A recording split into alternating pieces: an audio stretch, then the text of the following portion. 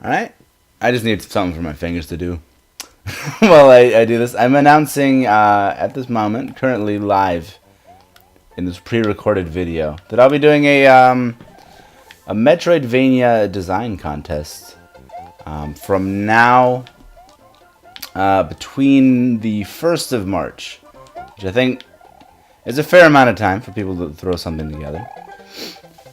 I just did a fairly short 5-part tutorial series. It's more of a genre overview of like the sorts of elements I would expect to see in a level like this. So if anybody is uncertain what I'm talking about when I say Metroidvania levels, or if you know what they are and would just like to get more insight into what the judge is going to be looking for, that might be good to check out.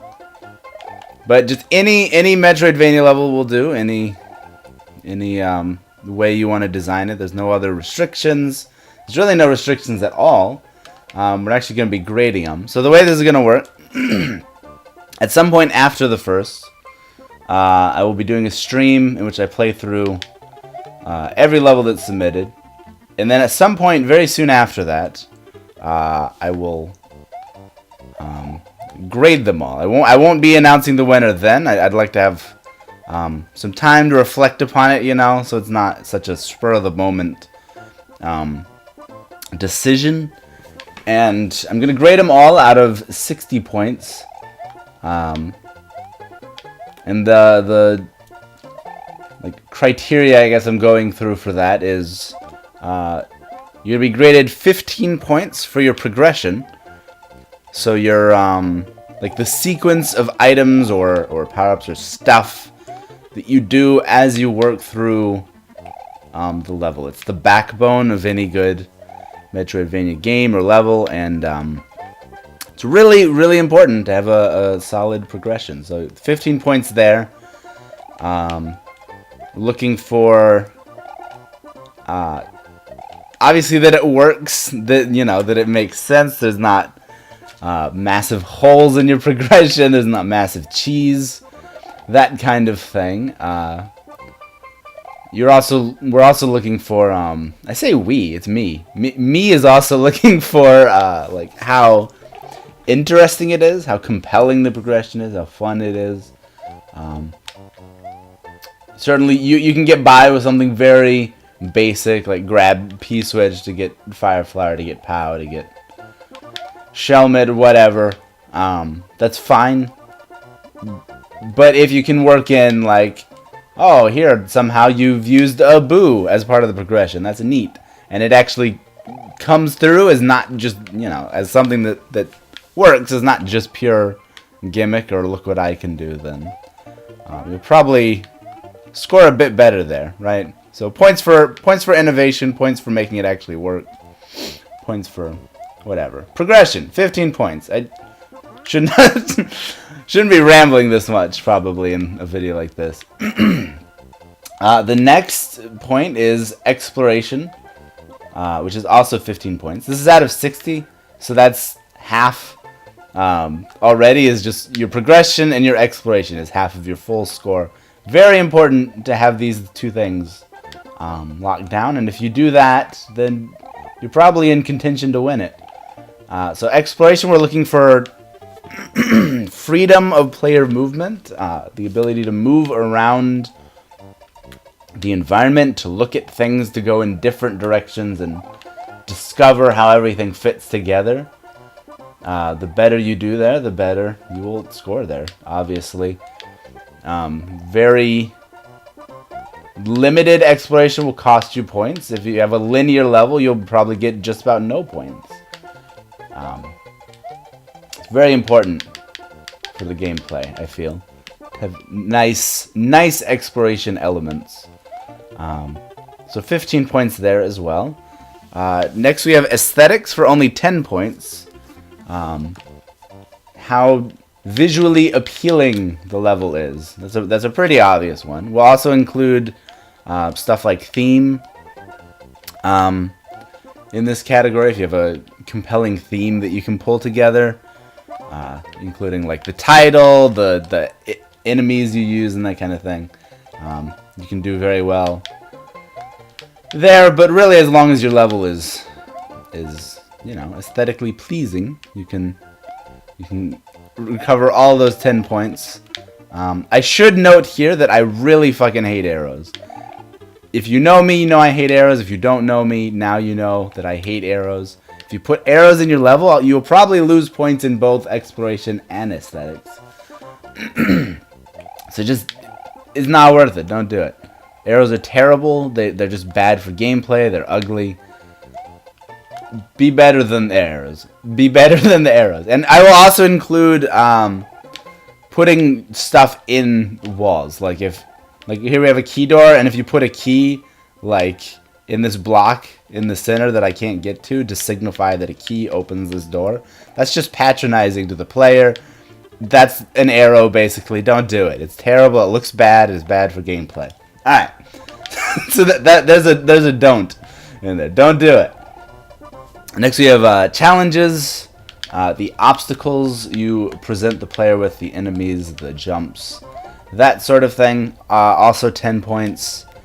We're looking at interesting stuff, right? You want it to be a bit more compelling, probably, than just a few Goombas scattered about.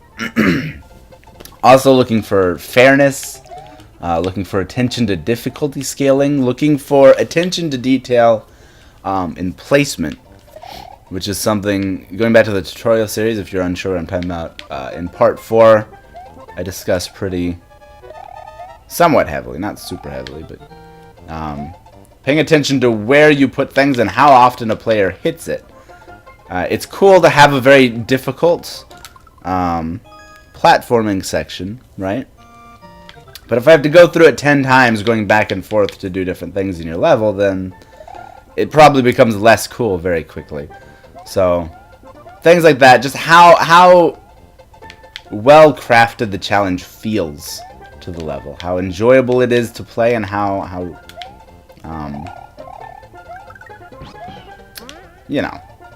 good the challenge is, though. You don't lose points for being too hard or too easy. It just needs to feel like good, solid gameplay, right? And interesting gameplay as well.